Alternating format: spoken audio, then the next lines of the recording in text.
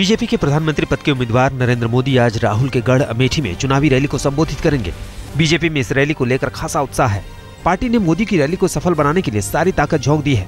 Party का लक्ष्य है कि रैली में 2 लाख लोगों को शामिल किया जाए। पार्टी का दावा है कि अब तक के बीजेपी के इतिहास में ये सबसे बड़ा आयोजन होगा। हमने बूथ के कार्यकर्ताओं को उनके हिसाब से आवश्यक संसाधन दिए हैं। स्वयं लोग अपने अपने संसाधन से अपनी प्रेरणा से आ रहे हैं और मैं ये कह रहा हूं कि अमेठी के इतिहास की सबसे बड़ी रैली कल होने जा रही है। अमेठी में बीजेपी की रैली में पार्टी ने पूरी ताकत लगा दी है। नरेंद्र मोदी के अलावा पार्टी के बड़े नेता अमेठी पहुंच रहे हैं। पार्टी के वरिष्ठ नेता लालकृष्ण आडवाणी, सुषमा स्वराज और अरुण जेटली के रैली के संबोधित करने की खबर है। अमेठी में आज शाम ही चुनाव प्रचार खत्म हो जाएगा। अमेठी में 7 मई को वोटिंग होनी है। मोदी की रैली के दौरान कांग्रेस उपाध्यक्ष राहुल गांधी अमेठी में नहीं रहेंगे। राहुल के इस दौरान गोंडा में 2 जबकि इलाहाबाद में 1 रैली है। हालांकि प्रियंका वाड्रा आज अमेठी में ही रहेंगी और प्रचार भी करेंगी। बीजेपी महासचिव और उत्तर प्रदेश के प्रभारी अमित शाह ने मुलायम सिंह को आतंकवादियों का पैरोकार बताया है। आजमगढ़ में रैली को संबोधित करते हुए अमित शाह ने कहा कि समाजवादी पार्टी और उत्तर प्रदेश सरकार आतंकवादियों के छोड़े जाने की पैरवी करती है।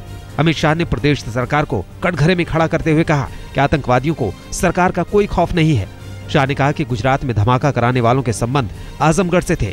गुजरात सरकार ने उन्हें गिरफ्तार करवाया, जिसके बाद से गुजरात में कोई आतंकी घटना नहीं हुई है।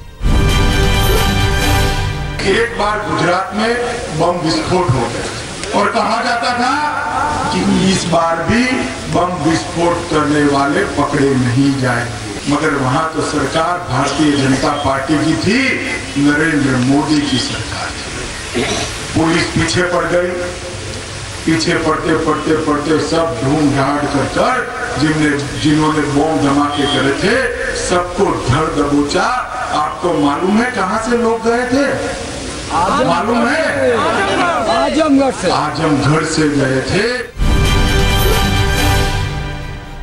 अमित शाह ने मुलायम सिंह यादव पर निशाना साधते हुए कहा है कि उनका समाजवाद पूरी तरह परिवारवाद में बदल गया है। अमित शाह ने आरोप लगाया है कि मुलायम सिंह यादव आजमगढ़ में अपने दूसरे बेटे के लिए राजनीतिक जमीन तैयार कर रहे हैं। यही वजह है कि वो आजमगढ़ की जमीन से खुद चुनाव लड़ रहे हैं। कांग्रेस अध्यक्ष सोनिया गांधी आज बिहार जाने वाली हैं। सोनिया गांधी बिहार के मुजफ्फरपुर में रैली को संबोधित करेंगी। मुजफ्फरपुर में भी 7 मई को मतदान होना है, लिहाजा आज शाम यहां प्रचार थम जाएगा। कांग्रेस के साथ गठबंधन के बावजूद अब तक की रैलियों में आरजेडी प्रमुख लालू, सोनिया या राहुल गांधी की रैलियों में मंच साझा करते नजर नहीं आए हैं। इससे पहले 3 अप्रैल को सोनिया की सासाराम में रैली और 1 अप्रैल को राहुल गांधी की औरंगाबाद की रैलियों में लालू नजर नहीं आए थे।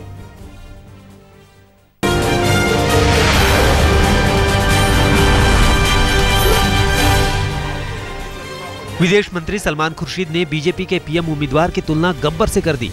वाराणसी पहुंचे सलमान खुर्शीद ने कहा कि शहर में जब मोदी का पोस्टर देखा तो मुझे शोले फिल्म का गब्बर याद आ गया। मुझे कल एक पोस्टर देखने को मिला वाराणसी में, आप लोग सब थे, उसमें लिखा था, पोस्टर में मोदी जी का चित्र था और लिखा था मोदी आने वाला है। मैं डर गया और मुझे गब्बर सिंह याद आ गए। समाजवादी पार्टी के अध्यक्ष मुलायम सिंह यादव ने बीजेपी के उत्तर प्रदेश प्रभारी अमित शाह पर हमला करते हुए कहा है कि समाजवादी पार्टी को कम से कम अमित शाह से सर्टिफिकेट लेने की जरूरत नहीं है। मुलायम सिंह ने कहा कि बहुत शर्म की बात है कि बीजेपी ने अमित शाह को उत्तर प्रदेश का प्रभारी बनाया है। अमित शाह क्या कह रहे हैं, अमित शाह क्या है, उनके बारे में बोलना ही उचित ही होगा। सारा देश जानता है। लेकिन विचित्र स्थिति है कि अमित शाह जैसे लोग चुनाव इंचार्ज यूपी में भेजे जाएं। गुजरात में महिला जासूसी कांड की जांच को लेकर यूपीए के प्रमुख सहयोगी एनसीपी ने सवाल खड़े कर दिए हैं। एनसीपी ने मोदी के खिलाफ जांच कराने के लिए आयोग गठित करने के कांग्रेस के फैसले का विरोध किया है। एनसीपी नेता प्रफुल्ल पटेल ने कहा, जब लोकसभा चुनाव के नतीजे आने में 10 दिन बचे हैं, तब जासूसी कांड की जांच के लिए आयोग गठित करना सही नहीं है। एनसीपी इसके पक्ष में नहीं है। इस कमीशन ऑफ इंक्वायरी को बैठाने के मामले में विलंब हुआ है। अब चुनाव अगले 10 दिनों में इसके नतीजे आने की तैयारी है और ऐसी परिस्थिति में हमारी सरकार के द्वारा अब कमीशन ऑफ इंक्वायरी बैठाना ये कोई उचित कदम नहीं होगा, ऐसा एनसीपी का मानना है। मोदी के खिलाफ जासूसी कांड की जांच के फैसले की टाइमिंग पर जम्मू कश्मीर के मुख्यमंत्री उमर अब्दुल्ला ने भी सवाल खड़े किए हैं। जम्मू कश्मीर के मुख्यमंत्री उमर अब्दुल्ला ने कहा है कि वो और उनके पिता सरकार के इस फैसले का समर्थन नहीं करते हैं। उमर ने कहा कि जासूसी कांड की इस वक्त जांच कराना बिल्कुल सही नहीं है। वाराणसी में इन दिनों चुनावी घमासान अपने चरम पर है। गाजियाबाद से चुनाव लड़ रहे कांग्रेस नेता राज बब्बर ने अमित शाह और नरेंद्र मोदी पर जमकर निशाना साधा है। राज बब्बर ने आरएसएस की तुलना हिटलर से की है। आक्रामक राज बब्बर ने मोदी को हिटलर की सोच बताया है, जबकि मोदी के सिपहसालार अमित शाह को कत्ल का आरोपी बताया है। वाराणसी में राज बब्बर अजय राय के समर्थन में प्रचार करने पहुंचे थे। जिसने उसको हिटलर बनाने के लिए उसको हिटलर की तरह लेकर सामने आने का काम किया, उसने सबसे पहले हिटलर बनते ही और बनने के प्रोसेस के अंदर उसने उन लोगों का खात्मा किया, उनको नेस्त नाबूद किया। वाराणसी लोकसभा के बीजेपी प्रत्याशी नरेंद्र मोदी के विरोध का नारा बुलंद करते हुए साहित्यकारों ने उनकी तुलना हिटलर से की है। वाराणसी के कबीर मठ में पूरे देश के अलग अलग भागों से आए साहित्यकारों और रंगकर्मियों ने सांप्रदायिक फांसीवाद विरोधी मंच पर इकट्ठा होकर देश में साफ राजनीति के भविष्य पर चर्चा के साथ ही नरेंद्र मोदी के खिलाफ एकमत होने का आह्वान किया है। नरेंद्र मोदी ने पश्चिम बंगाल की मुख्यमंत्री ममता बनर्जी पर जवाबी हमला किया है। मोदी ने कागजी शेर वाले बयान पर मुख्यमंत्री ममता बनर्जी पर पलटवार करते हुए कहा है कि वो हैरान है कि कागजी शेर से ममता को इतना डर क्यों लग रहा है। मोदी ने कहा कि अगर उनमें हिम्मत है तो वो शारदा घोटाले की निष्पक्ष जांच कराए और दोषियों को जेल भेजें और गरीब निवेशकों के पैसे वापस दिलाएं, तभी वो उन्हें असली शेर मानेंगे। अगर दम हो, टाइगर तो उसमें होता है जो शारदा चिटफंड के लोगों को जेल में डाल दे, जांच करें, गरीबों के पैसे लाए, तब टाइगर मानेंगे। केंद्रीय मंत्री और गोंडा लोकसभा सीट से कांग्रेस के प्रत्याशी बेनी प्रसाद वर्मा ने कांग्रेस नेता जयराम रमेश पर तीखा प्रहार किया है। बेनी ने जयराम रमेश को वोटिंग होने तक एसी में बैठने की गुजारिश की है। बेनी के मुताबिक जयराम रमेश को जमीनी हकीकत का अंदाजा नहीं है, वो विदेश में पढ़े हैं। दरअसल बेनी बाबू चिदम्बरम और जयराम रमेश से नाराज हैं और इल्जाम लगा रहे हैं कि उन्होंने बेवक्त हार कबूल कर कार्यकर्ताओं के मनोबल को गिराने का काम किया है। एयर कंडीशन में आराम करें, उनको जमीन का पता नहीं है, वो विदेश से पढ़ के आए हैं, तो दिल्ली में रहें, आराम करें तो अच्छा है।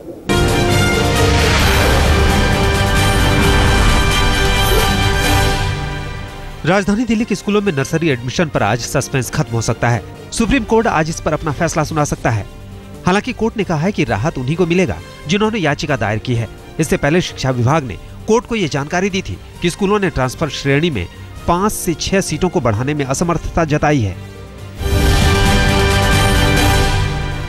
सीबीआई की विशेष अदालत में आज 2G स्पेक्ट्रम घोटाला मामले में आरोपियों के बयान दर्ज हो सकते हैं।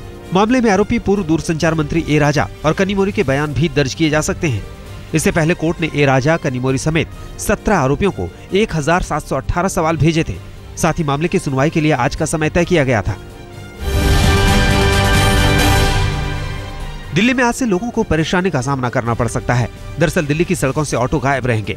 राजधानी दिल्ली में पुराने ऑटो पर जीपीएस डिवाइस जरूरी किए जाने के परिवहन विभाग के फैसले के खिलाफ राजधानी के ऑटो संगठनों ने हड़ताल का ऐलान किया है। ऑटो यूनियन ने परिवहन विभाग से फरमान वापस लेने की मांग की है। ऑटो संगठनों ने धमकी दी है कि अगर उनकी मांग मानी नहीं गई तो अनिश्चितकालीन हड़ताल पर चले जाएंगे। महाराष्ट्र के रायगढ़ में दिवा सावंतवादी एक्सप्रेस हादसे में 19 यात्रियों की मौत हो गई है, जबकि 60 लोग घायल हुए हैं। हादसे में ट्रेन के इंजन समेत 4 कोच पटरी से उतर गए थे। हादसे की वजह का पता लगाया जा रहा है।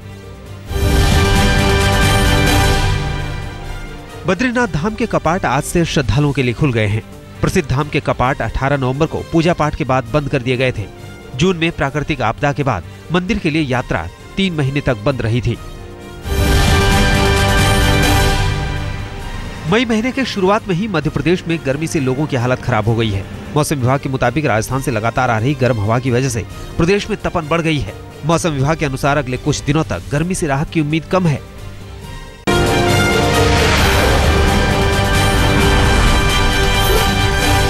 पुणे में मानसिक रूप से बीमार लड़की के साथ 4 अज्ञात लोगों ने गैंगरेप किया है, जिसके बारे में पीड़ित की मां ने पुलिस थाने में शिकायत दर्ज कराई है। पुणे पुलिस के मुताबिक आरोपियों ने लड़की को बहला फुसलाकर मुंबई की एक लॉज में कई बार बलात्कार किया। इतना ही नहीं, उसे पुणे वापस लाकर कई बार बलात्कार का शिकार बनाया गया। पुलिस ने 4 अज्ञात लोगों के खिलाफ मामला दर्ज कर लिया है। सभी आरोपियों की तलाश जारी है। उत्तर प्रदेश के गाजियाबाद में अलग अलग जगह पर 3 लोगों ने पंखे से लटक कर अपनी जान दे दी है, जबकि एक आत्महत्या की कोशिश के बाद अस्पताल में जिंदगी की जंग लड़ रहा है। फिलहाल पुलिस सभी घटनाओं की जांच कर रही है। पुलिस के मुताबिक 2 दिन में 10 से ज्यादा लोगों ने आत्महत्या की है। राजधानी दिल्ली में अपराधियों के हौसले बुलंद हैं। दिल्ली के जगतपुर इलाके में एक सेंट्रो कार में सवार 3 बदमाशों ने एक मिनी बस के ड्राइवर को गोली मार दी और मौके से फरार हो गए। जख्मी हालत में बस के ड्राइवर को जीटीबी अस्पताल में भर्ती कराया गया है।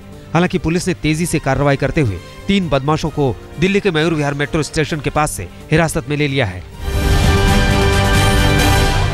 दिल्ली में एक लेडी पुलिस दारोगा को दबंगई भारी पड़ गई। दरअसल ओवरटेक जैसे मामूली बात पर लेडी दारोगा और उसके एक साथी ने सरेआम एक आदमी को मारना शुरू कर दिया। हंगामा बढ़ने पर आसपास के लोग वहां पहुंच गए। स्थानीय लोगों ने लेडी दारोगा की इस दबंगई का विरोध किया। मामला बढ़ा तो लेडी दारोगा के साथी को स्थानीय लोगों ने पीट दिया।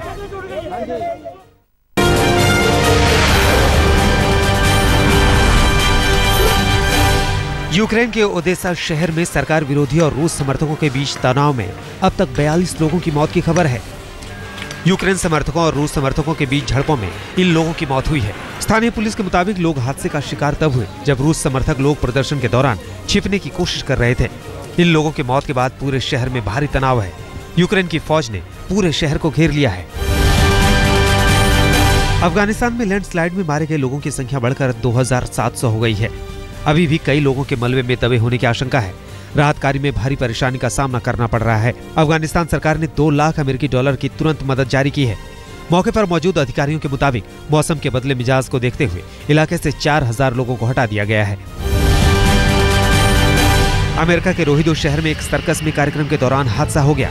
इस हादसे में 20 लोग घायल हो गए हैं। घायलों में 9 की हालत गंभीर बनी हुई है। यमन में फौजी कार्रवाई में आतंकी संगठन अलकायदा के 37 आतंकवादियों के मारे जाने की खबर है। सभी आतंकवादी फौज की जवाबी कार्रवाई में मारे गए हैं। इससे पहले आतंकियों के हाथों 6 सैनिकों की मौत हुई थी। ब्राजील की राजधानी साओ पाउलो में गे परेड में सैकड़ों की संख्या में समलैंगिक संबंध के समर्थक लोगों ने हिस्सा लिया। ये प्रदर्शन उन लोगों के खिलाफ था जो समलैंगिक संबंधों को गलत नजर से देखते हैं।